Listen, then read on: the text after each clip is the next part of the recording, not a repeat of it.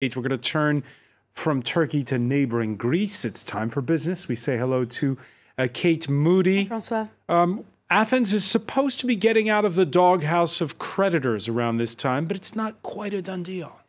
Nothing ever is when it comes to the European Union, is it? This time, it is debt relief that is on the cards for the Eurogroup in Luxembourg. That's where they're meeting this Thursday. And we do understand that ministers there are heading towards a credible debt package.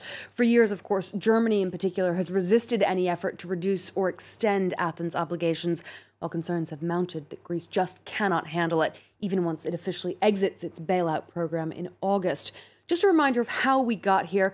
Creditors, including the European Commission, European Central Bank and International Monetary Fund, have had to inject funds into the Greek financial system 3 times since 2010. The IMF never officially actually signed on to that third bailout in 2015, in part because it insisted on addressing the issue of debt sustainability. Greece has long emerged from recession and is growing at its strongest pace in a decade. Unemployment has dropped from a record 28%, but is still the highest in the Eurozone, as is its debt to GDP ratio. 178% of GDP amounts to a debt pile of over 340 billion euros. Much of that is owed to European creditors. Now for more, let's cross to our correspondent in Athens, Nathalie Savaricas. Nathalie, thanks for being with us. What do we know about these discussions in Luxembourg today? It does seem that after years of resistance, you're maybe on the verge of easing Athens' debt burden. I know, Kate, but unfortunately, it's no straightforward matter. You said it, when it comes to the Eurozone or actually even Greece, we're not quite out of the woods. What I'm hearing is that for the moment, the discussions on the Greek debt relief have actually paused. The Greek finance minister, Euclid Tsakalotos, with his German and French counterparts, were in a trilateral meeting to try and kind of help get out of what appears to be a deadlock, but we don't know yet. We haven't heard any officials coming out confirming it. But what we're looking at now is how will the Eurozone, give a strong message to the markets that the Greek debt can actually be sustainable on the long run, and thus give a strong message of confidence to the market that Greece can actually tap back into them and help refinance itself independently and without any help from its Eurozone partners or the IMF, because let's not forget the IMF chief, Christine Lagarde, will also be present at these talks. Now, Nathalie, we do still see regular protests over the austerity measures which creditors have demanded since that first bailout. How do the Greek people feel about the current situation? Do they see this as the end of a painful chapter or not quite yet?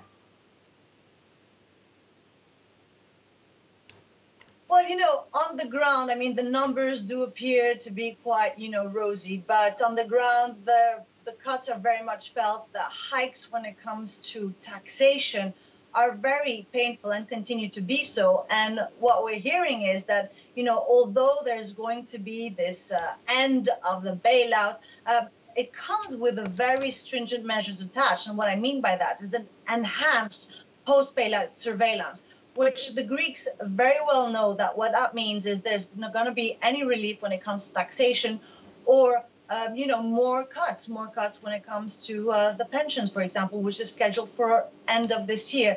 So as far as they're concerned, they're very cautious as to cheering hurrah, and especially when their leader came in, as you mentioned, promising an end to austerity, and all they've seen since the arrival of Alexis Tsipras is more austerity, more cuts, and much more pain. How will the Prime Minister himself emerge from this third bailout, if indeed things go according to plan?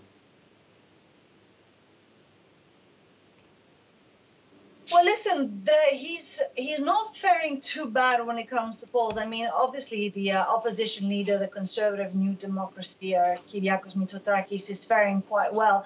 But considering, the everything that the Alexis Tsipras has managed to do so far, he's implemented all the austerity program as dictated by his counterparts, for example.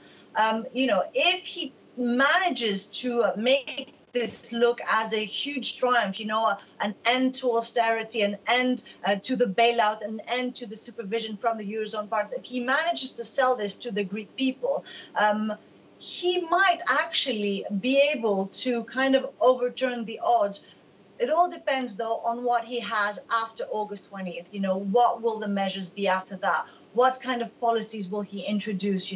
Will he be able to kind of revive this, as you mentioned, this like overturn of the Greek economy? Will he be able to boost this? Will he be able to attract more investment? It's all these big question marks that will have to be answered in the last trimester of this year. And if he manages to kind of, push through all this, we might actually see him kind of turning the odds and getting his popularity back up. Nathalie Savaricas, France 24's correspondent in Athens. Thanks so much for that update. We've just got time for a quick check on the stock markets. We're seeing some lingering concerns about trade as the EU is poised to impose trade tariffs against US goods on Friday. Read across the board in Europe, stocks in Milan fared the worst, down 2% on the appointment of 2 Eurosceptic lawmakers to key positions in the Italian parliament. The auto sector also down sharply, weighing down the Frankfurt DAX. Wall Street's also trading down between about 0.5 and 2/3% this hour. Oil prices have fallen as OPEC and other producers prepare to meet on Friday. They are expected to reach a deal to boost production. Investors will be watching that unfold in Vienna. And so will we, Francois. We will indeed. Many thanks for that. Kate Moody will have more business news for you later.